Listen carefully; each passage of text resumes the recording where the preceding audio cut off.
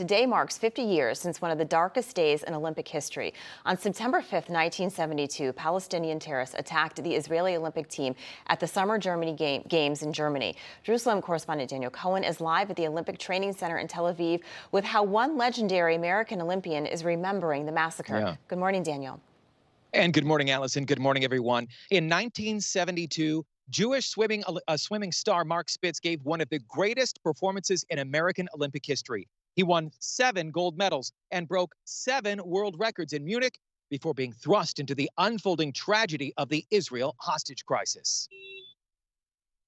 Optimism dies as Israeli athletes are held hostage by Arab guerrilla terrorists. 9-time Olympic champion Mark Spitz reflects on the 9 days in Munich that changed his life. I don't think there was much conversation about being a Jewish athlete before the Olympics started. 80,000 people anguish over the senseless murders. There certainly wasn't any talk about the fact that Dachau, a concentration camp, was just a few miles away.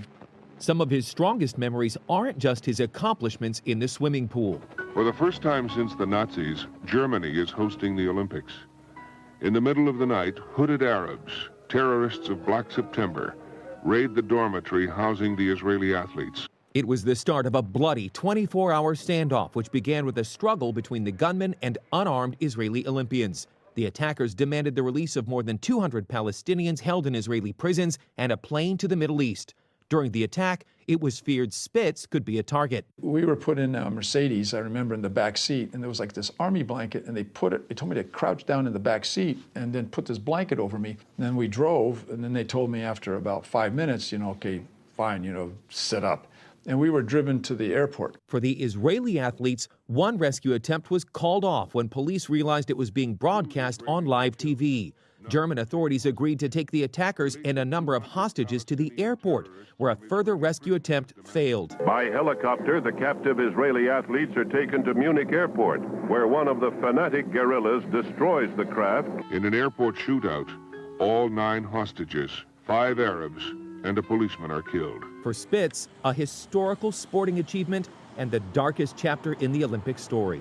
No champion has ever had as dramatic an exit from the arena following a final gold medal swim. It was a terrible tragedy for not only those athletes, but for the Olympic movement and for the families in particular. And we're still talking about it today. Day at a memorial remembrance ceremony in Munich, Germany's president has become the first state official to accept responsibility for not protecting the Israeli Olympians. Last week, after almost 50 years, Germany agreed to pay out $28 million to the victims' families, a move Israel's president called a step in the right direction, but not one that will ever erase the tragedy. Hey guys, it's Rob Carson. September is historically the worst performing month for the stock market, so you better be ready for it. The Fed continues to aggressively raise rates, and JP Morgan is forecasting another mega rate hike September the 21st. Is that why Jamie Dimon said an economic hurricane is coming our way? Well, gold and silver have remained remarkably stable despite the Fed aggressively raising rates today. The Patriot Gold Group has a special incentive for Newsmax viewers. Huge! Now precious metals investors can enjoy the no-fee-for-life gold and silver IRA on qualifying rollovers, or enjoy free, discreet, insured shipping on all direct gold and silver purchases. Here's the number, 800-356-4470. Call 800-356-4470 today.